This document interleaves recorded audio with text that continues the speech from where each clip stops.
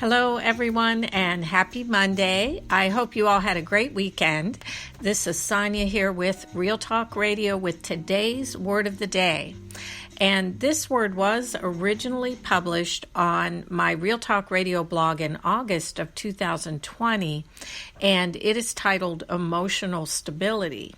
And in this blog post and in the podcast episode, I talk about some of the hindrances I believe we might face in being able to maintain emotional stability, as well as how I believe emotional stability can be produced within us. So I am just going to go ahead and read the blog post.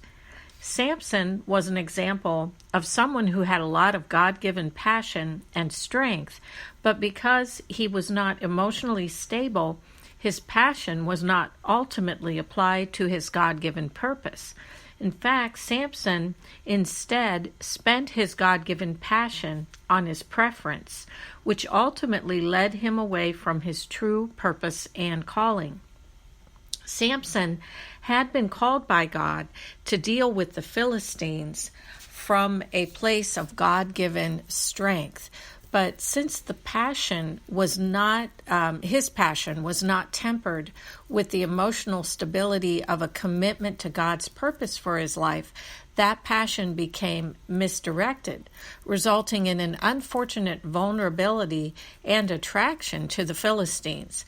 Samson's ambition was not connected into his God-given purpose to direct his strength and keep it pointed in God's direction. And because God's purposes for his life were not his primary commitment, it resulted in a tragic lack of emotional stability for Samson.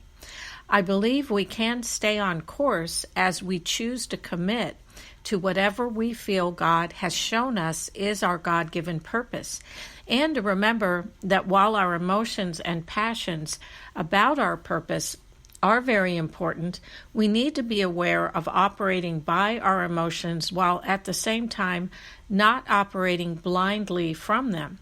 This might seem a bit confusing, but what I took away from this is that when we choose to submit our emotions to the control of the Holy Spirit, it will produce the fruit of emotional stability within us.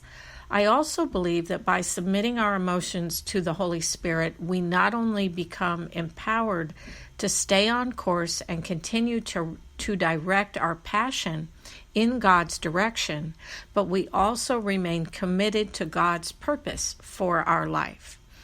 And that is the end of the blog post. I do hope it's been a help and an encouragement to you. And if you would like to hear this full podcast episode, Emotional Stability, it is available in its entirety here on Spreaker. And you can also find it on iTunes, iHeartRadio, and Spotify. Just be sure to look for S. Mills's Show.